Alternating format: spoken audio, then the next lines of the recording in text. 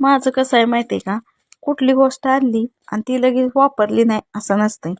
तर बघा, डीमार्टमधनं तवा आणला होता डोसा पॅन, तर ती कधी वापरते असं झालं होतं मला. पण त्याच्यावर जो लेबल असतो चिकट, तो डायरेक्ट ओढून काढायचा नाही. त्याला थोडंसं गरम करायचं पॅनला आणि अलगद असा तो निघून जातो. मग काय तवा म्हणलं डोसं बनवावं घरच्यांना आणि नवीन तव्यावर कसं डोसं होत्यात बघावं. मग काय तवा पीठ बीठ आधीच बनवून ठेवलेलं. मग घेतलं पळीवर थोडंसं पीठ आणि नवीन पॅनचं उद्घाटन करावं म्हणलं. तर बघा मस्त असा डोसा बनतोय आणि पॅन पण छान होता, मोठा होता.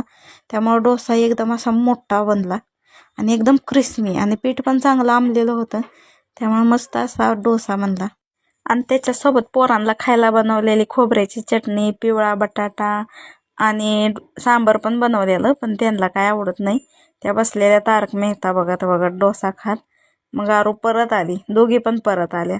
अजून दे, खूप छान झालेत. मग काय तवा परत एक बनवला दिला. मग आले की आमचे नवरोबा आणि पैशाचे बंडल मोजत बसलेत. मला वाटलं मला देतील काय थोडंफार शॉपिंगला, पण कुठलं काय, हात लय आकुड आहे व चिंगूस माणूस. मग काय त्यांच्यासाठी पण परत गरम गरम डोसे बनवावे म्हणले. आणि जोपर्यंत किचनमध्ये मी आहे तोपर्यंत माझं तोंड काय बंद नसते. केक खात बसलेली आणि हे म्हणले मला पण चार. मग काय त्यांना पण थोडंच चारलं. मी एकटीच का जाडी बनवून, तुम्ही पण बना ना जरा ढोलं. मग काय त्यांना मस्त ताट बनवलं दिलं.